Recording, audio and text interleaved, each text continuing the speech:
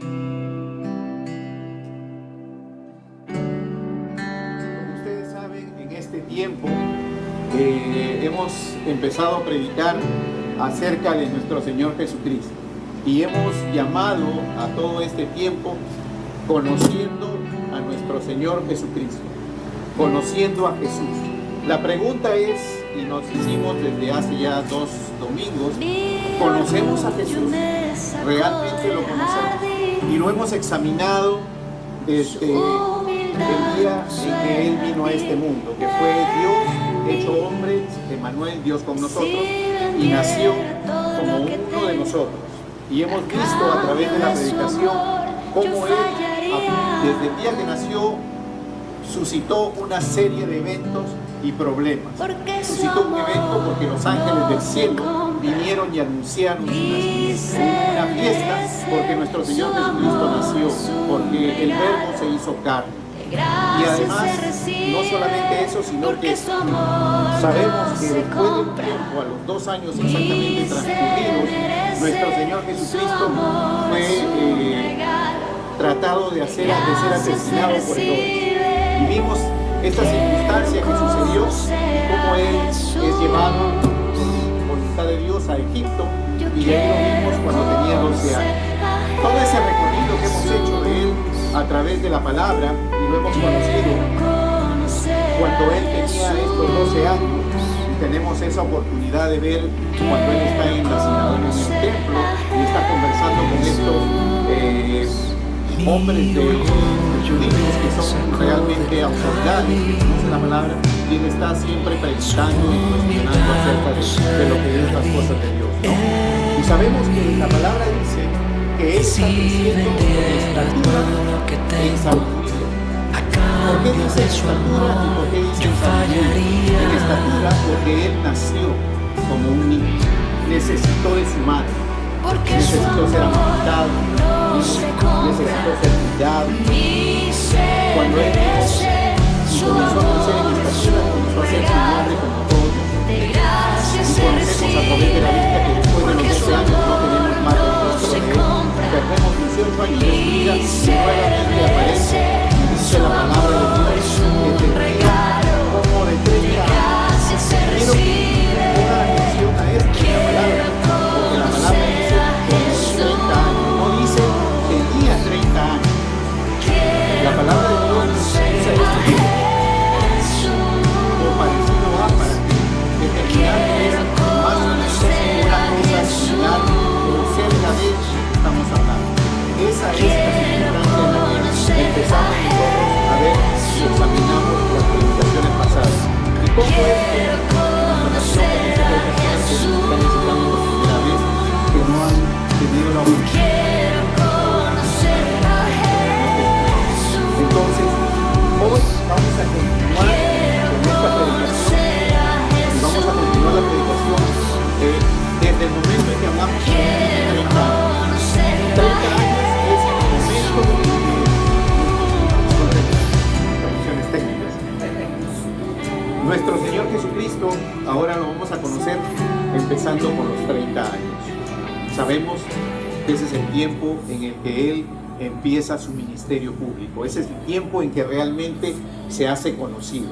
La obra de Dios, el que Él vino a hacer aquí, que es el plan de salvación, donde Él pone su vida y entrega su vida como el sacrificio perfecto que quita el pecado del mundo. Y hablamos de esa diferencia que hay entre lo que significó antes de nuestro Señor Jesucristo, en que se cubría el pecado, y después con nuestro Señor Jesucristo se quita el pecado de nosotros.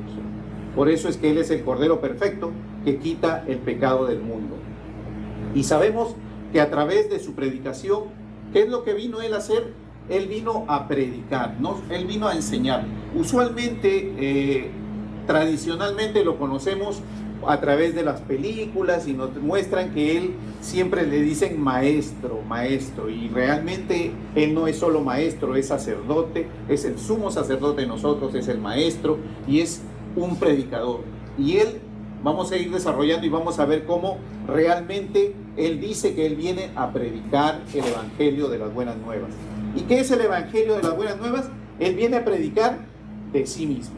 porque ese es el evangelio de las buenas nuevas, predicar acerca de nuestro Señor Jesucristo. ¿Y cómo lo hace? ¿Cuál es el sistema en que él predica? Él dice, le hacen preguntas. Nosotros, si leemos la Biblia, vamos a ver que la gente le pregunta y él responde, y ahí él está dando enseñanza. En otras ocasiones él cita parábolas y también a través de las parábolas da enseñanza. Pero hay un sermón que se llama el Sermón del Monte. Ese sermón es la principal predicación que él hace, porque insta toda la teología que él nos va a enseñar. Y en ese sermón que él hace algo realmente sorprendente, porque hasta ese día vemos nosotros que él predica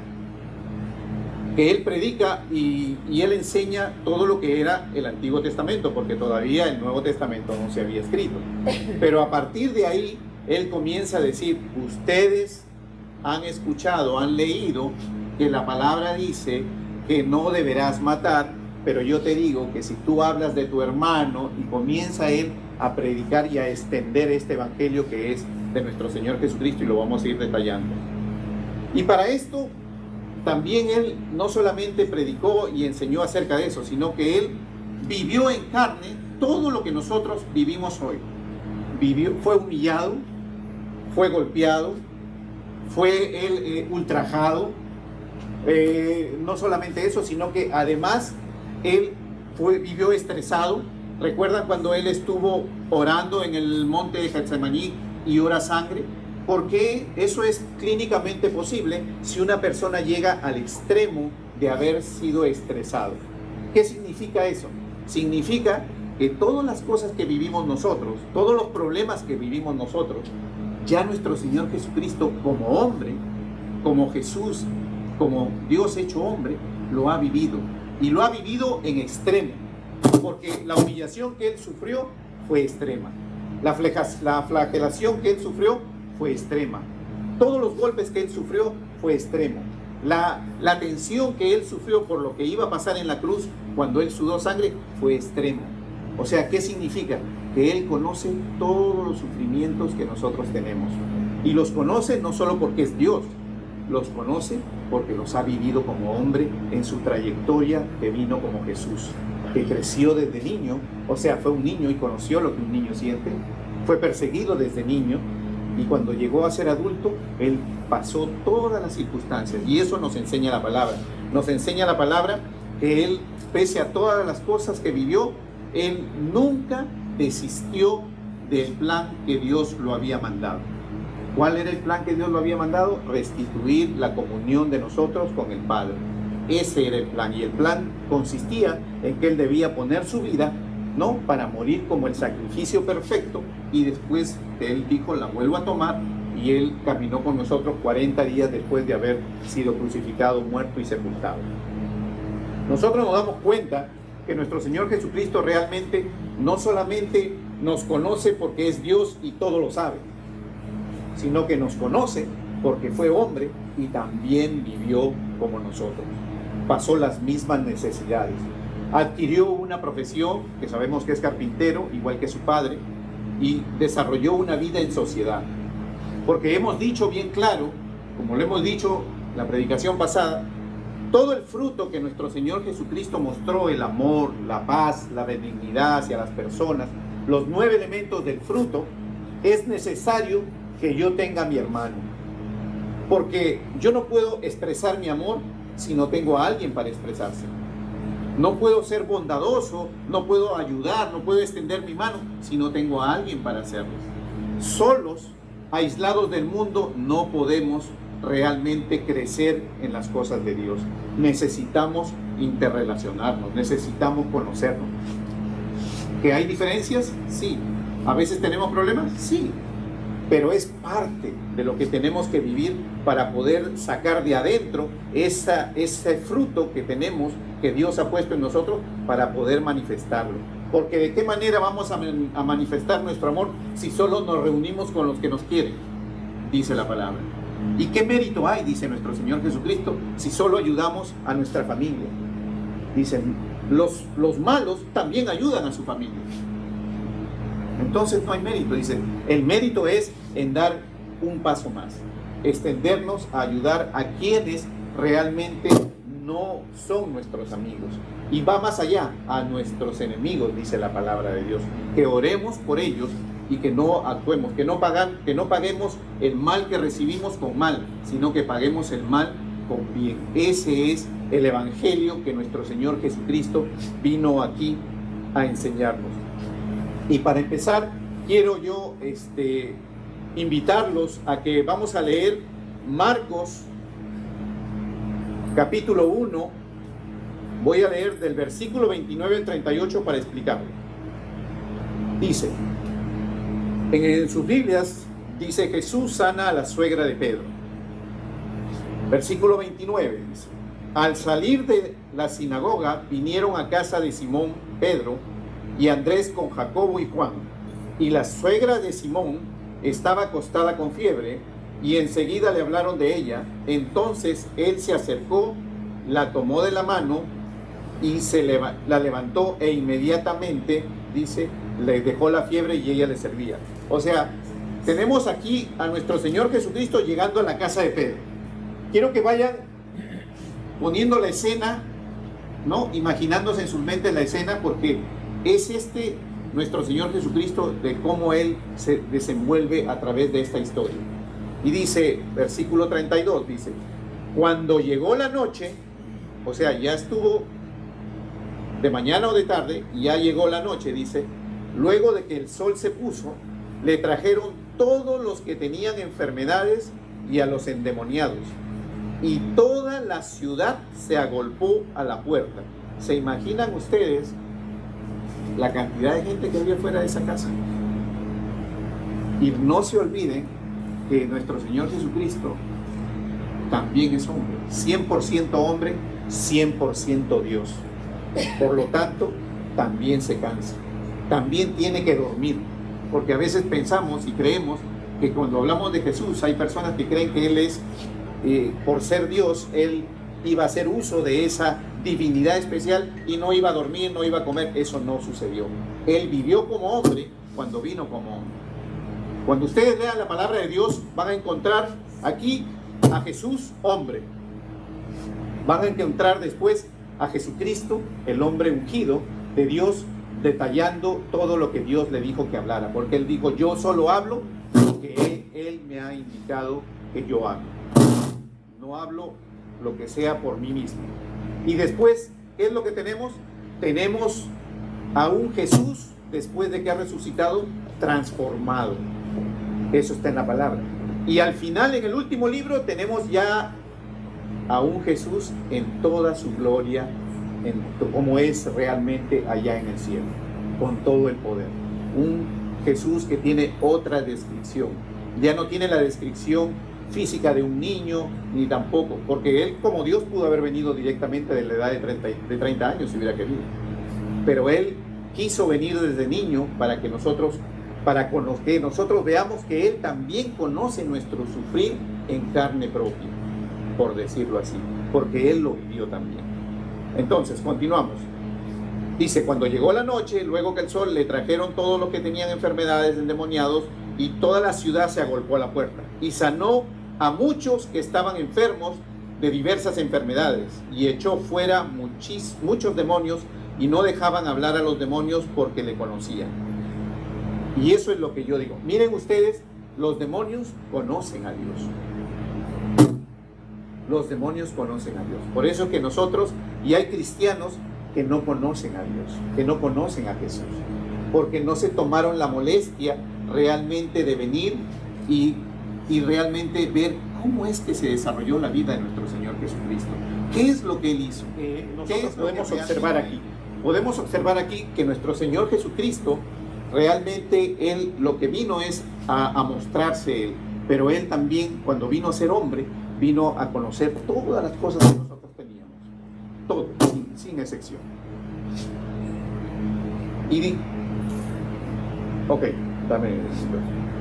Vamos a cambiar de comunicación. Les pido disculpas por este problema técnico.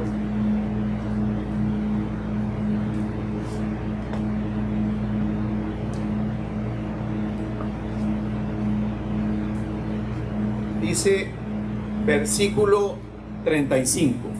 Levantándose, observen, él llegó de noche, estuvo en la casa y llegó toda la ciudad, toda la gente, y después de que él estuvo sanando, dice, levantándose muy de mañana. ¿Qué significa?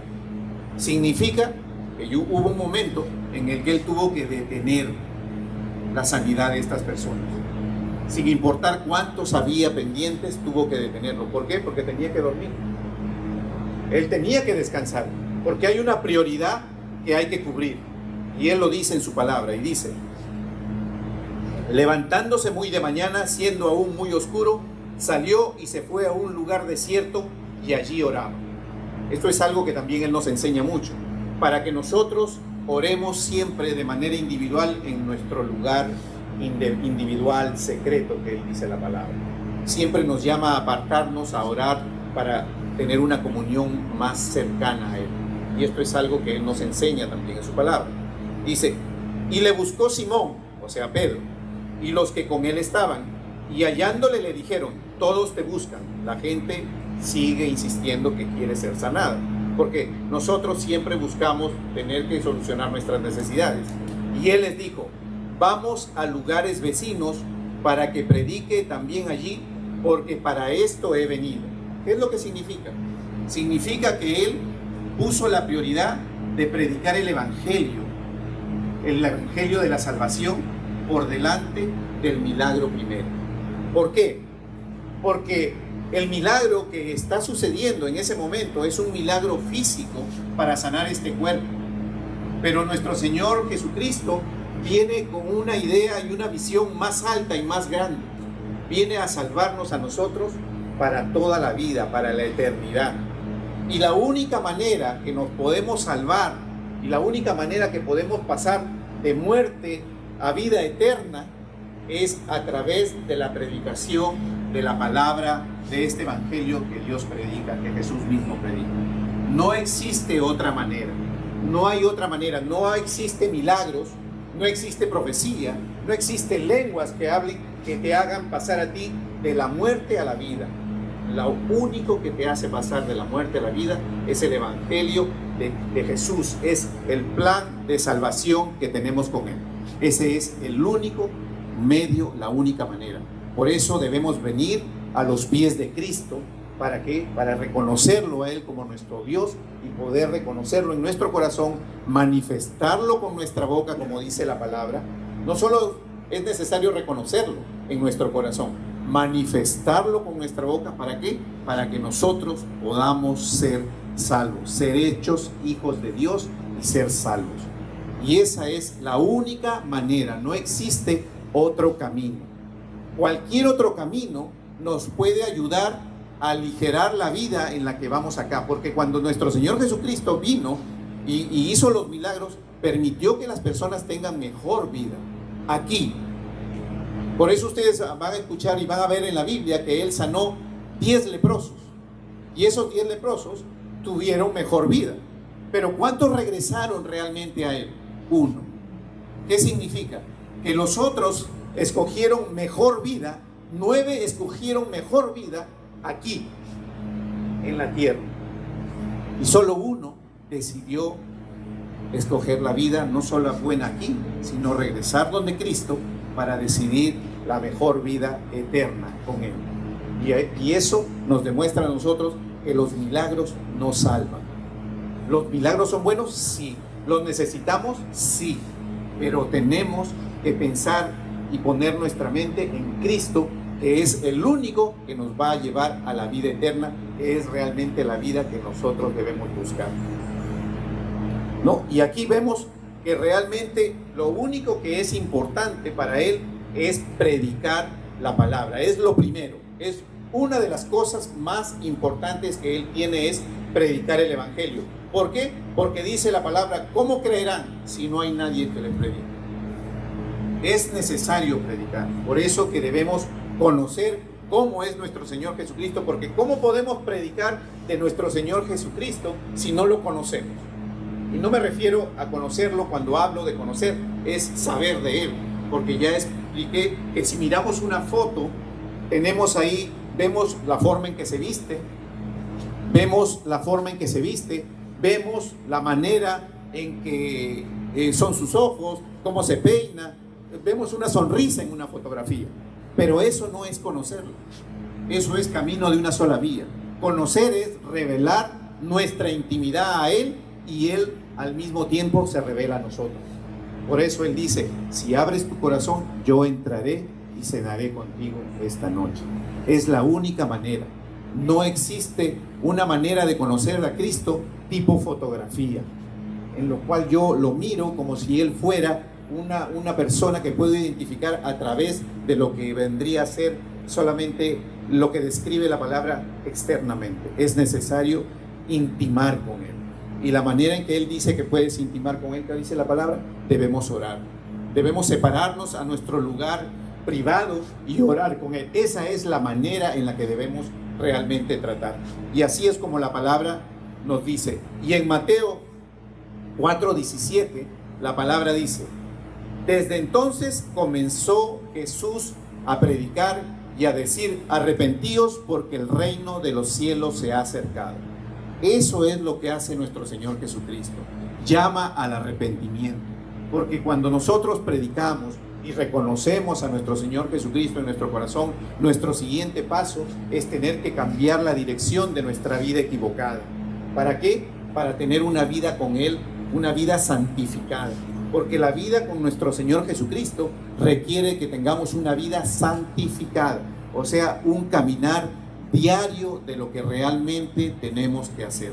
Eso es lo que corresponde, eso es lo que realmente Él quiere que nosotros hagamos. Por eso es que Él prioriza la predicación antes que los milagros. Y Él empieza y predica, y dice la palabra que Él empieza predicando y empieza en Galilea y se mueve por Galilea y se mueve por todo Jerusalén hasta llegar, ¿no?, a la parte sur. Empieza por el norte de Galilea y termina en Jerusalén, la parte sur. Y Él está predicando y llevando la palabra por todos los caminos a todas las personas. Y Él ha venido para que todos lo escuchen. No hace distinción de persona. Él no se detiene a decir: a este tipo de personas yo no les voy a predicar. Muy por el contrario, Él dice: yo vine por los enfermos, no vino por los sanos. Porque si una persona cree que no necesita porque no hace nada malo, que cree que no es pecador porque cree que vive su vida honestamente, no le roba a nadie, no dice esto o no hace lo otro, se equivoca. Porque la palabra de Dios dice que todos somos pecadores, todos necesitamos venir a Él, porque el que no venga a Él no será salvo. Y ese es el motivo por el cual toda la palabra de Dios está realmente escrita. Venir a Él para que nosotros seamos salvos. Y vemos después, nos vamos a dar cuenta cuando vemos Lucas capítulo 4, versículo 1 al 4. Y habla aquí sobre la tentación de Jesús. Y dice: Jesús, lleno del Espíritu Santo, volvió del Jordán y fue llevado por el Espíritu al desierto por 40 días, y era tentado por el diablo, y no comió nada en aquellos días pasados, los cuales tuvo hambre. Ya lo hemos visto, tuvo hambre, ¿no? Obviamente es un hombre, y después de 40 días de ayuno tuvo hambre, como cualquier persona. Y dice Jesús: entonces el diablo dijo: si eres hijo de Dios. Observen qué es lo que dice el diablo: si eres hijo de Dios. ¿Y qué es lo que acababa de pasar antes de este versículo? Nuestro Señor Jesucristo se había bautizado y se había abierto el cielo, y había dicho el Padre, había dicho: este es mi Hijo en quien tengo complacencia. Sin embargo, pese a que hubo esta voz del Padre reconociéndolo a Él como el Hijo de Dios o como Dios mismo, sin embargo, ¿qué es lo que pasó? Más adelante el diablo lo tienta y le dice: si eres hijo de Dios. ¿Por qué hace eso el diablo? Póngase a pensar por qué hace eso. Porque lo vio en la naturaleza humana y dijo: si está en la naturaleza humana, la naturaleza humana, la carne, nos lleva a nosotros siempre al pecado. Esta carne siempre está motivada al pecado. Por eso es algo que no va a subir el día que seamos levantados. Dice: vamos a ser transformados. ¿Por qué? Porque esta carne es corrupción y se quedará en esta tierra. Del polvo eres y al polvo volverás. ¿Se dan cuenta? Por eso es que el diablo, pese a que escuchó, el diablo sabía que lo acababa de anunciar el Dios Padre, que él era el Hijo, era Dios mismo. Sin embargo, le dijo, si eres hijo de Dios, o sea, si tú realmente eres hijo de Dios, lo quiso hacer pensar. ¿Y qué es lo que él hace? Jesús respondiendo le dijo, escrito está, no solo de pan vivirá el hombre, sino de toda palabra que sale de Dios. Eso es lo que realmente nosotros necesitamos. Aquí lo que él le dijo es algo que realmente todos nosotros necesitamos. Necesitamos hablar, necesitamos conocer de la sabiduría de Dios. Y dice la palabra que podamos pedirla y Él la dará en abundancia.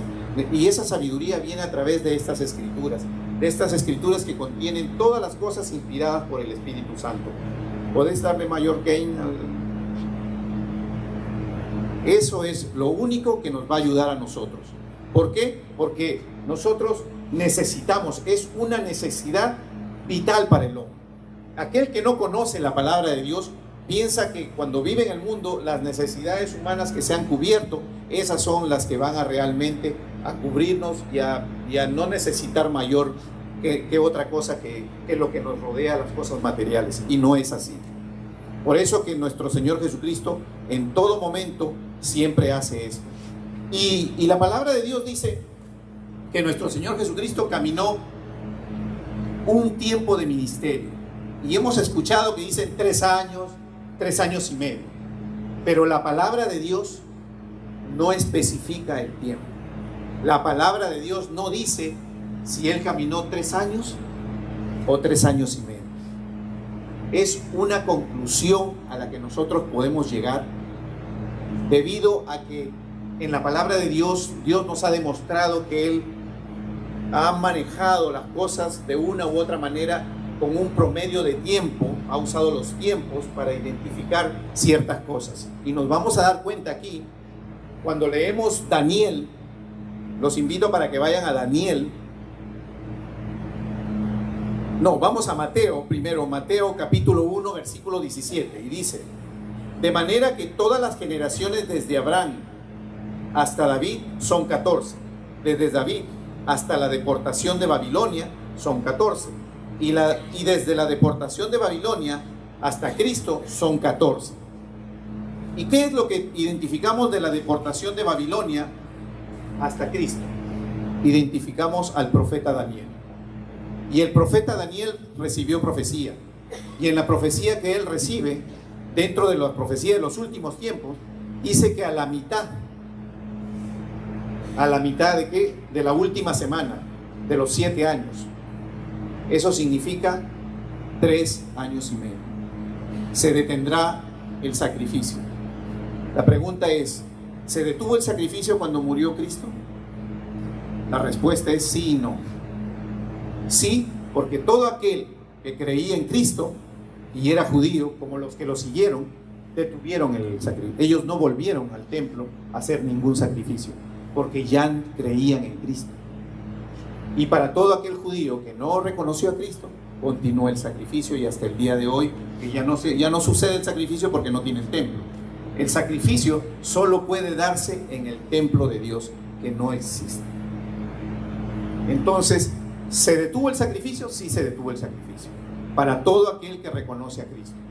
Y hasta el día de hoy sigue detenido. No se detuvo exactamente cuando se destruyó el templo de Salomón, que fue, el templo de Esdras, que fue en el año 70 con el Imperio Romano. No se detuvo ahí. Se detuvo para todos los que creen en Cristo cuando Él vino y murió en esa cruz. Ahí se detuvo. Entonces, si consideramos lo que dice entonces aquí en Daniel, y dice, y por otra semana confirmará el pacto con muchos, y a la mitad de la semana hará cesar el sacrificio y la ofrenda, estamos hablando de 3 años y medio. Entonces podemos coincidir de que el tiempo que Él caminó con nosotros fue 3 años y medio. Pero eso es una conclusión que podemos llegar en la palabra de Dios. No podemos decir, y nuestro Señor Jesucristo caminó 3 años, porque yo he escuchado que muchos afirman que Él caminó 3 años o 3 años y medio, y eso no está escrito en la palabra. Y esa es la razón por la cual hoy estoy aquí predicando, para que conozcamos realmente qué es lo que la palabra nos tiene y nos muestra. Porque muchas de las cosas que hemos hablado en las 2 semanas anteriores, sabemos que estamos rodeados ¿de qué? De tradiciones humanas. Por eso que a veces cuando armamos el nacimiento decimos y armamos y ponemos a nuestro Señor Jesucristo, los pastorcitos, y ponen ahí a los reyes, a los magos o a los astrólogos, como quieran llamarlos, los ponen en el nacimiento y ellos no estuvieron ahí. Lo estudiamos. Ellos tardaron 2 años en llegar a donde estuvo nuestro Señor Jesucristo, según la palabra de Dios. Por eso Herodes mandó matar a todos los niños de 2 años, porque primero estos magos, estos astrólogos, vinieron donde Herodes y le preguntaron dónde es que iba a nacer el niño, el rey de los judíos. Cuando Herodes, que tampoco sabía porque no era judío, mandó preguntar a los judíos qué decía la profecía, le decían en Belén debió nacer. Entonces sacó la conclusión y el tiempo y dijo 2 años. Entonces todos los niños de 2 años para abajo deben ser asesinados. ¿Se dan cuenta? Pero sin embargo las tradiciones humanas nos hacen a nosotros armar un nacimiento y ponemos ahí a todos sus presentes y no se ajusta a la realidad bíblica, no se ajusta. Porque si usted lee su Biblia se va a dar cuenta que eso sucedió 2 años después, ¿no? Y eso lo mencionamos la predicación pasada y lo hago recordar para aquellas personas que no nos acompañaron aquí, ¿no? Y estén en conocimiento. Y vemos cómo realmente nuestro Señor Jesucristo fue desenvolviéndose y Él lo único que hizo durante todo este tiempo fue predicar el Evangelio, predicar que Él ha venido, se ha acercado, Él trae las buenas nuevas, que Él es el camino, la verdad y la vida. Él es el único que puede transformarnos, el único que puede cambiarnos, el único que puede tocar nuestros corazones. Si nosotros nos negamos a Él, entonces estamos negando a Dios. No podemos negar a Cristo porque Él es el único camino. No existe, no hay manera. No es que haya otra manera en que nosotros podamos recurrir. A veces usamos diferentes, hay personas que usan diferentes maneras, pero no existe. La palabra de Dios no reconoce. Vimos que cuando los reyes vinieron y encontraron a nuestro Señor Jesucristo, ¿qué dice la palabra? ¿A quién adoraron? Adoraron a ese niño de 2 años. ¿A quién le trajeron presentes? A ese niño de 2 años. Porque reconocían que Él era Dios. Porque la estrella y Dios les había indicado que Él era Dios. Y a Él se dirigió a Él. ¿Y quiénes estaban? Estaba María y estaba José. Y no se dirigió ni a su papá ni a su mamá. Se dirigió a Él. Porque Él es Dios. Él es Emmanuel, Dios hecho hombre. Y eso es algo que la palabra lo tiene escrito. Y es así como después, a través del desarrollo de su ministerio, nosotros nos vamos a dar cuenta que realmente Él siempre está diciendo: yo soy el camino, yo soy la puerta, yo soy la verdad, yo soy la vida. Él es el pan de vida. Dice, Él es el agua de vida. Si nosotros comemos de Él, viviremos. Si nosotros bebemos de Él, viviremos. Eso es lo que siempre nos dice Él. ¿Por qué? Porque cuando nosotros, inclusive cuando nosotros tomamos la Santa Cena, ¿qué es lo que estamos haciendo? Dice, recordando que Él un día estuvo aquí, murió por nosotros y que va a volver por su iglesia y la va a levantar. Eso es lo que hacemos, y lo hacemos cuando tomamos esa Santa Cena. Recordamos en todo momento que Él está con nosotros, y así es que realmente nuestro Señor Jesucristo lo hace. Y nosotros vamos a ver en todo momento que realmente así es. Y déjenme leerles Hechos capítulo 19, versículo 13 al 17. Dice, pero algunos de los judíos exorcistas ambulantes intentaron invocar el nombre del Señor Jesús sobre los que tenían espíritus malos, diciendo, os conjuro por Jesús, el que predica Pablo. Había 7 hijos de un tal Esceva, judío, jefe de los sacerdotes, que hacía esto. Pero respondiendo el espíritu malo dijo, a Jesús conozco, a Pablo conozco. Y les dice a los judíos que no reconocen a Cristo, dice, pero vosotros, ¿quiénes sois? Nosotros debemos conocer a Cristo, debemos entregarle nuestra intimidad a Cristo. Yo quiero que ustedes pongan en sus corazones eso, entreguen su intimidad a nuestro Señor Jesucristo, hablen con Él, pídanle a Él perdón de todas las cosas que hacemos. Somos pecadores, todos somos pecadores, y todos necesitamos de Él todos los días. Él dice: toma tu cruz y sígueme. Necesitamos tomar nuestra cruz, y decimos que nuestra cruz son todas las decisiones que tomamos para dejar las cosas que nos alejan de Él y seguirlo a Él. Esa es la cruz. La cruz no es, como le hemos hablado, no es mi enfermedad. La cruz no es que mi hijo no me llame. La cruz no es que mi papá tiene un problema o yo tengo un problema con mi vecino. Esa no es la cruz. La cruz es todo lo que sale de nuestro corazón, que decide dejar de lado para no interrumpir la relación de nosotros con Dios. Esa es la cruz. Y esa es la cruz que dice: toma tu cruz y sígueme. Porque si no hacemos eso, entonces no podremos seguir a Cristo. Y si queremos conocerlo, realmente tendremos que volvernos seguidores. Es lo único que Él pide, que lo sigamos a Él, porque Él es el único medio. Los quiero invitar a que se pongan de pie. Vamos a orar para pedirle al Señor que realmente toque nuestros corazones. Vamos a pedirle al Señor que, si el Señor ha tocado tu corazón y quieres reconocerlo como tu Señor, si quieres realmente reconocer que Cristo es tu Señor, tu verdadero Señor, y que Él es el único camino que te va a llevar a la vida eterna, puedes venir acá adelante o puedes quedarte en tu lugar, levantar tu mano, pero vamos a orar para aquellos que nosotros que creemos y que lo hemos reconocido también, y vamos a renovar ese voto que siempre tenemos con Él.